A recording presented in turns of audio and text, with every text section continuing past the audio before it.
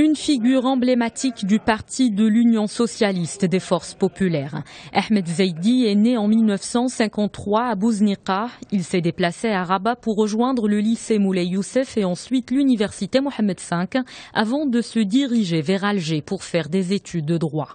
Dans les années 70, Ahmed Zaidi a fait un bref passage dans la profession d'avocat, mais il s'est vite fait attirer par le journalisme.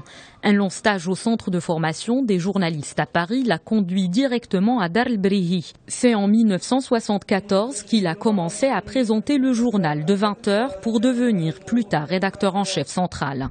En 1976, il s'est porté candidat aux élections communales dans une circonscription de Bouzniqa. 17 ans plus tard, il devient membre du bureau politique de l'USFP et son secrétaire général de Chaouia Wardera. C'est cette année même qui a marqué sa première entrée au Parlement. Il était à la tête du groupe Ittihadi à la Chambre des représentants depuis octobre 2007 à la mi-2014. Il était aussi membre de nombreuses commissions parlementaires.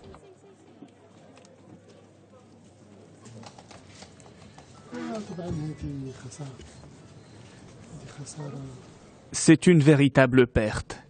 Une grande perte sur le plan humain, personnel et partisan.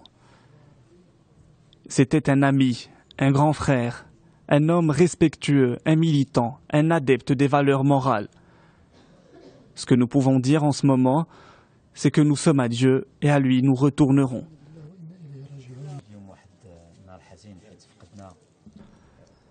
C'est un jour triste, car nous avons perdu un militant de l'USFP, mais aussi un ami intime. Ahmed Zaidi défendait ses idées qui étaient parfois différentes de celles des autres.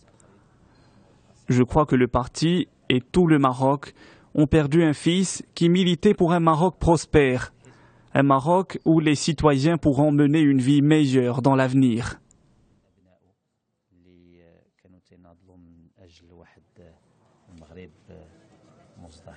Sa passion pour la politique, Ahmed Zaidi l'a hérité de son père, un militant dans les rangs de l'Istiqlal qui n'a pas pu orienter le choix de son fils. Ahmed Zaidi a opté pour l'USFP, un parti issu également de la formation de El Fassi.